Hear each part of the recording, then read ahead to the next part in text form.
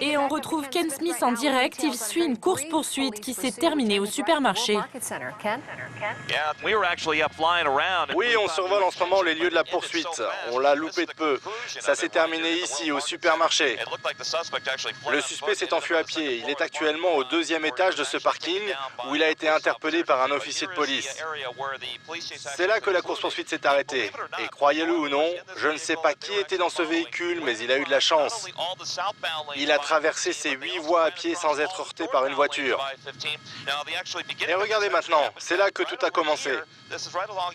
Vous pouvez voir des officiers de police et les dommages que le suspect a provoqués sur les véhicules d'autres conducteurs. Apparemment, il avait heurté au moins 2 autres voitures. Arrêté par la police, le fugitif légèrement blessé est transporté à l'hôpital avant d'être incarcéré. Pour délit de fuite, il risque 10 ans de prison. Pendant plus d'1 heure, Ken Smith enchaîne les directs. Pour lui, c'est la routine.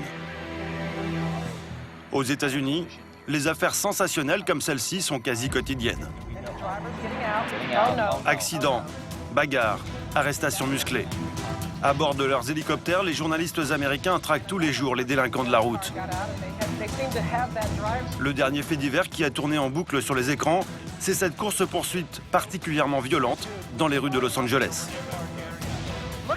Oh, regardez-moi ça! Dans cette voiture volée, le conducteur, pris en chasse par la police, prend tous les risques. Il finit par perdre le contrôle de son véhicule, mais sa course folle ne s'arrête pas là. Revolver à la main, il tente alors de voler une autre voiture. Oh, mais qu'est-ce qu'il fait? Oh, il essaye de faire un carjacking! Une poursuite de près d'1 heure. Bloqué par les embouteillages à la tombée de la nuit, le fugitif s'apprête à dérober un autre véhicule quand les policiers le stoppent en lui tirant dessus. Hospitalisé, l'individu a survécu à ses blessures et il attend aujourd'hui son procès. Il risque 28 ans de prison.